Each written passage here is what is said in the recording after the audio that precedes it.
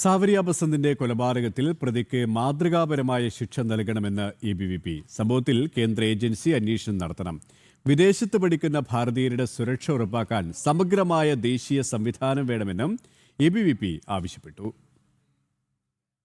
ഉസ്ബെക്കിസ്ഥാനിൽ medical വിദ്യാർത്ഥിനി കൊല്ലപ്പെട്ട സംഭവത്തിന് പിന്നിലെ സംഘടിത ശൃംഖലയെക്കുറിച്ച് സമഗ്രമായ അന്വേഷണം വേണമെന്നാണ് എബിവിപിയുടെ ആവശ്യം. സ്ത്രീ ചൂഷണത്തിലും തെറ്റായ മാർഗത്തിലൂടെയുമുള്ള മതപരിവർത്തനത്തിലും ഏർപ്പെട്ടിരിക്കുന്ന സംഘടിത ശൃംഖലകളെ തടയുന്നതിന് ശക്തമായ നിയമ സംവിധാനം രൂപീകരിക്കണമെന്ന് എബിവിപി ആവശ്യപ്പെട്ടു.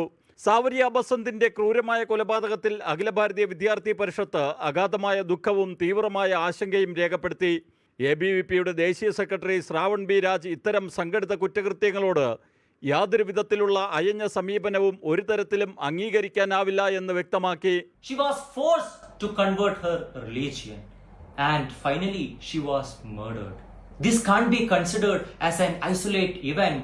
ABVP believes this is an organized crime happened. We have the incidents, multiple incidents from Kerala, from Madhya Pradesh, from Uttar Pradesh, and the recent TCS incidents we have heard.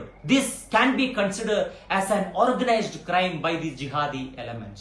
Akhil Bharatiya Vidyarthi Parishad demands the National Investigation Agency NIA to intervene in this matter.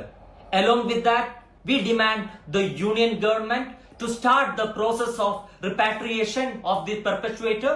മതപരിവർത്തനത്തിനായുള്ള സമ്മർദ്ദത്തിന് ഒരു വിദ്യാർത്ഥിനി ഇരയാവുകയും ആ നിർബന്ധത്തിന് വഴങ്ങാത്തതിനെ തുടർന്ന് കൊല ചെയ്യപ്പെടുകയും ചെയ്തിട്ടുണ്ടെങ്കിൽ ആ അന്വേഷണം കേവലം ഒരു വ്യക്തിഗത കുറ്റകൃത്യമായി മാത്രം ചുരുക്കിക്കാണാൻ പാടില്ല.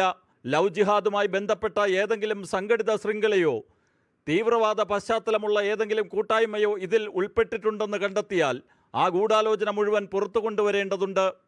പ്രതികൾക്ക് മാതൃകാപരമായ ശിക്ഷ നൽകണമെന്നും വിദേശത്ത് പഠിക്കുന്ന ഭാരതീയ വിദ്യാർത്ഥികളുടെ സുരക്ഷ ഉറപ്പാക്കാൻ സമഗ്രമായ ഒരു ദേശീയ സംവിധാനം വേണമെന്നും എബിവിപി ആവശ്യപ്പെട്ടു.